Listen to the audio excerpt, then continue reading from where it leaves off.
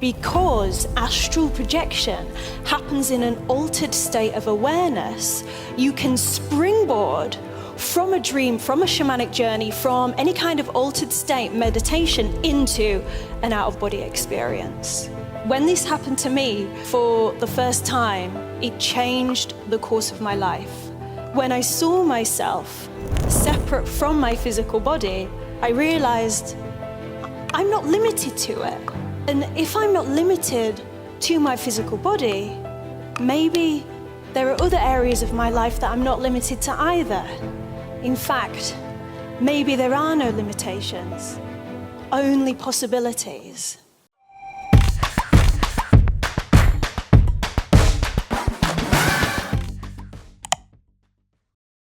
It's not a dream. It is not sleep paralysis, where this is this thing where your body freezes, but your mind wakes up and sometimes you see scary hallucinations. It's also not a lucid dream, which if you've attended Charlie's talk is a dream in which you know you are dreaming. And it's not also a shamanic journey, which sometimes it gets mistaken for, which is when the shaman co-creates a reality and guides you within that. However, because astral projection happens in an altered state of awareness, you can springboard from a dream, from a shamanic journey, from any kind of altered state meditation into an out-of-body experience. And so, I think it might be a little bit easier, perhaps for those that haven't had this experience, to see what it might look like and what it might feel like. So I've put together this video for you to watch so you can see what the sensation might be like. Now, I took some clips from some movies, so take it with a pinch of salt, but I tried to choose the best clips that I felt gave that sensation. So I hope you enjoy the video.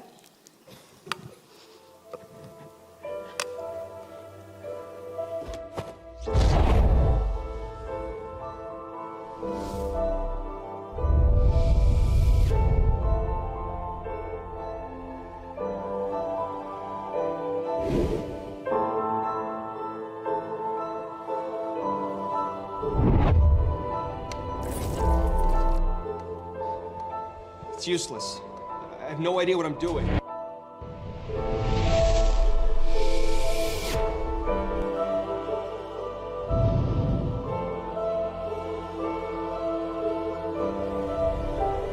Who are you in this vast multiverse?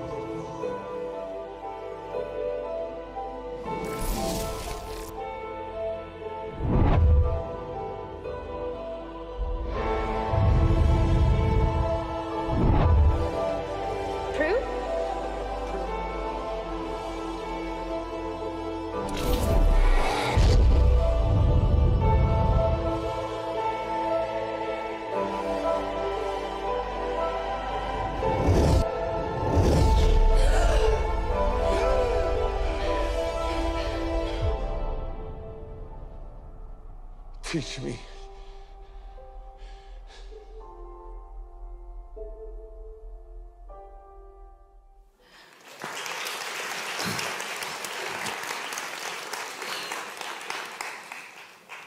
You can do that. Every single person in this room can do that, can astral project, can leave their physical body. So if you're sitting there thinking, oh, this is only for monks that are in caves, or this is for shamans, it's not. If you are human, you can do this because it is a natural human experience. One of my teachers, William Buhlman, from the Monroe Institute, he's the OBE, out-of-body experience teacher there. He told this story about this guy who would come out of his bed every other night and sit on the end of his bed. Simple guy, not spiritual, did a 9-to-5 job, worked in a shop, and it just kept happening to him. And he was like, do you know what, Bill? I just want to sit on the end of my bed. I'm not up for this, not one bit. I don't want to do this. I just want to go back into my body and get on with my life and live a simple life. Bill told this story, and I'm like, what? You have the amazing universe at the end of your fingertips, access to time, space, infinite potential. You will see that you are an eternal being and can do anything. And he wants to sit on the end of the bed.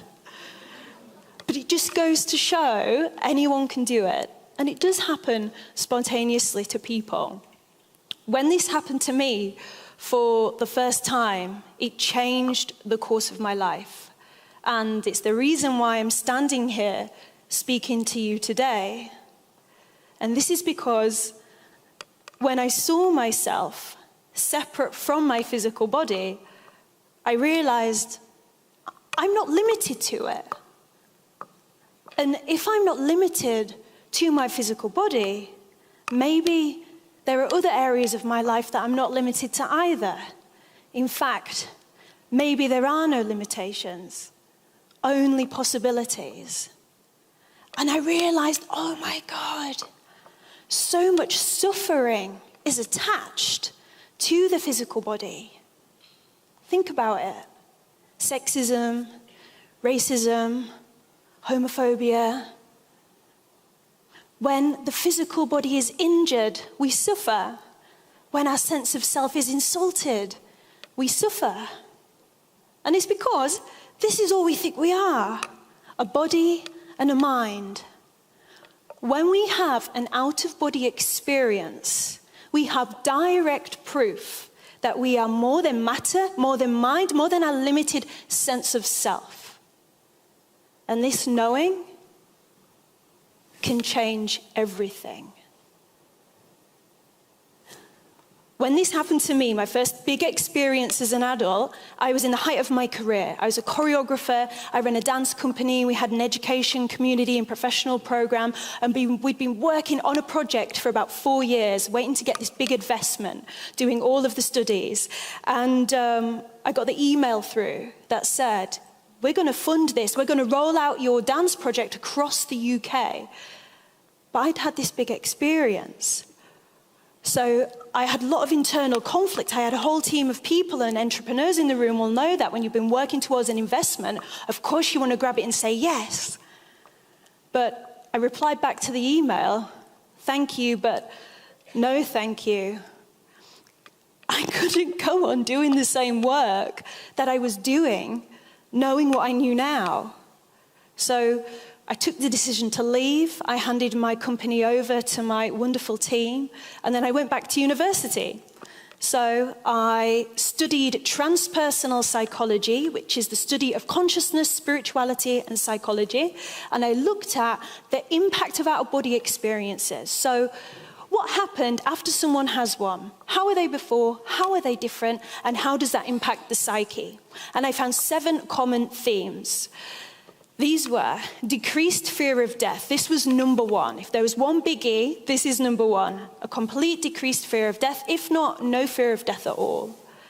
There was less anxiety, more inner peace, a change of relationships. People let go of toxic relationships and found new ones. They felt more spiritually connected, had an increased sense of individuality. This is interesting because often you have a sense of interconnectedness, serenity, oneness. And paradoxically, that made people feel a sense of their individuality. And then there was a greater self-awareness and a radical new life view. This radical new life view was the biggie. This was the big one because it changed, like me, the course of my life and also the course of Beverly's life. Beverly was a stressed out American. She worked in corporate TV. She had a great job, good money, good family, but she just wasn't happy. She didn't feel fulfilled doing the job that she had. And one night, she found herself floating outside of her body. And she decided to travel to Egypt. She didn't know why. She felt a real pull, a real beckoning to the land. And she flew over this map, this atlas, and then zoomed in, because of course you can teleport, which the CIA later reported you can do through astral projection, to Egypt. And she dropped down, she said she dropped down in this dusty little town. And she landed there, and she felt a real strong connection, and the pyramids were in front of her. And she was just, wow, I've been here before. And then she looked to her right, and she saw, there's a fast food joint there. What's this fast food joint doing in this beautiful sacred land? She was absolutely mad as hell about it, and she said, Jade, oh my God, you will not believe this fast food joint. I was so angry, so angry. And I apologize to all my American friends for my terrible American accent. And she came back to her body. And when she came back, she said, and I quote, that experience showed me the truth of who I am and the potential of who I can be. She left her job in corporate TV. She's now a full-time massage therapist, and she takes people on trips to the sacred sites in Egypt. She went back to the same town that she saw in her out-of-body experience. Guess what was there? The fast food joint. And she was still mad as hell about it. Frankly, I would be too. And the reason why it is so impactful is it's because in transpersonal psychology it is considered an exceptional human experience. Now, you might have heard of a peak experience, where you have these wonderful moments of awe, intensity, expansiveness, and you receive knowledge. An exceptional human experience is like a peak experience on acid. This is because it is more... it shatters more the self-image of who you think you are and rebuilds it back up, which is actually why sometimes people can have a spiritual crisis or what we call a spiritual emergency after an OBE because of that impact. And the psychologist who invented the term said, an exceptional human experience shatters our image of self or soul and can result in transformation. It evokes cataclytic transpersonal insight. What is transpersonal? Transpersonal means going through and beyond the ego, through and beyond the self, beyond the limitations, the gentleman said, that we thought we are and could be. She said, it extends the limits of who we are and what we perceive reality to be, thus allowing us to know more and do more, as in Beverly's story. And so there are three types, and the exceptional experience ties in with the evolutionary OBE. I coined this term from my research because there was something I found out from everybody. And this is that they happened at a certain time in their life. Now, there's something you should know about my research. I studied healthy, normal people. So I didn't study people with mental health issues. These were just everyday folk having astral projection experiences. Evolutionary OBEs happened at a crossroads in their life. They needed to make a decision. They were emotional about something. They felt stuck in some kind of way. And so my theory is that an evolutionary OBE happens when the psyche, Greek word for soul, needs to shift and self-actualize. And so it's almost like the psyche makes a spontaneous out-of-body experience happen so that it can self-actualize into existence a new sense of self and open a new pathway into that reality that reflects that self. This is what we call an evolutionary out-of-body experience, and this is what I teach in the quest. The second one is provoked. Who here has had a near-death experience? Show of hands. More people than I thought. I'm nodding like this, and I'm actually getting shivers at the moment looking at you because I know what the experience can, how it can impact you. It is radical, it's life-changing. So a provoked out-of-body experience, we call these forced ones, is when the body or the mind becomes compromised in some way. Either it becomes injured and you have a near-death experience, or through fear. Charlie, who just gave the talk now, when he first started speaking, used to get stage fright. And one time in his early talks, he got stage fright and he came out of his body. He went, saw everything for a few moments, just whoa, and dropped back down. And so you can have them from a panic attack or as a side effect, as a coping mechanism to deal with what situation you're in. And then self-initiated. This is what we are going to learn on Friday at my workshop, 2 till 4. Self-initiated means it happens willingly. We use our intention to have one. But why? Why would we want to? The shamans, Buddhists, and yogis have been doing this for hundreds of years. The ancient Egyptians would carve instructions of out-of-body experiences into the rock faces of temple walls.